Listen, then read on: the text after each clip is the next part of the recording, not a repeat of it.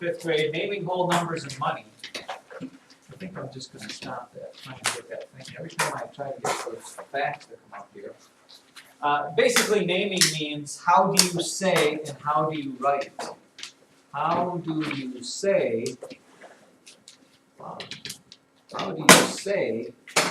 and write numbers? And about the only place you really need to know how to write them is if you write checks, but we're getting to an age where I don't know, does anybody even know what a check looks like?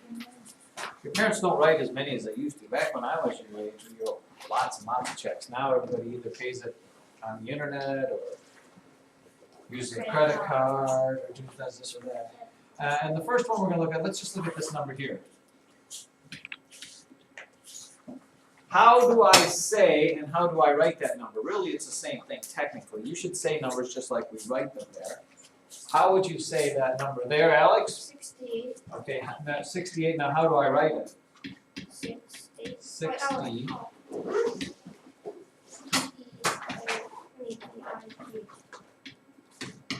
E-I-G-H-T, 68. And you need to put that little hyphen in there, isn't it? Is there a hyphen in 68? Where did the hyphens go? What's that? Anything ending with a Y. Anything ending with a Y? Anything, yeah, anything after 20. Is that the rule? Anything after 21, you need to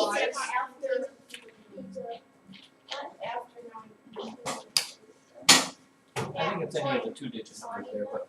Okay, now that's good, but here I'm going to give you a little warning on something like this.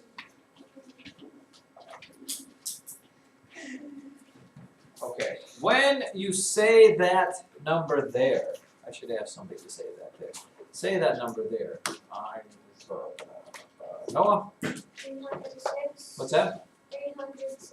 Good. Is that the way everybody else would say it? Yeah. A lot of people say this as 306, and really the mathematical technical way to do this is not to say the word and. In math, when you say the word and, do you know what it stands for? Decimal point. The and is always a decimal point. Okay, and since there's no decimal point in this, really you should say this as 306. There's no and in there. And people do it all the time. It's like those English things that people do that we don't always. And we're going to look at, let's look at them on here. If you have this, and I ask you to say that, then is the perfect time to say the word and, because you would say that as 35 what? Dollars, and then comes the word and 12 cents. And that's where the word and comes in. Just like on a check, I think. Doesn't it have the word and in it? Yeah. Has anybody ever written a check? You guys have checking accounts, do you? No. Yeah. No. Have you written out a big one? No. What's the biggest check you've written out? I've never written a check. We have big schools. Oh, yeah. Oh, actually, The book is also, fifth graders, again, I know this isn't too hard, and I hope it doesn't insult your intelligence. They're also going to give you the words and ask you to write the numbers. For example, 245, I'm assuming you're not going to have too much trouble with that. 245.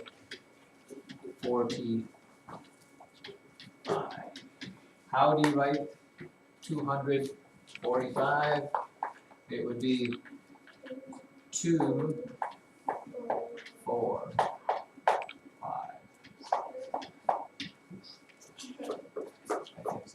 I think it needs to be waxed. Have you ever seen somebody wax the board? No. I think I have some wax. I'm gonna go put it on there. Which brings up an ever-burning question. You know they wax surfboards? Yeah. What side do they wax? Top. Bottom. The bottom. The top. The top. The bottom. Both. Both. Raise your hand if you think it's the top. Raise your hand if you think they wax the bottom of the surfboard. Raise your hand if you think they wax both sides of the surfboard. The correct answer, let me stop this crazy film, but I think it's the correct answer is they, He froze it. oh.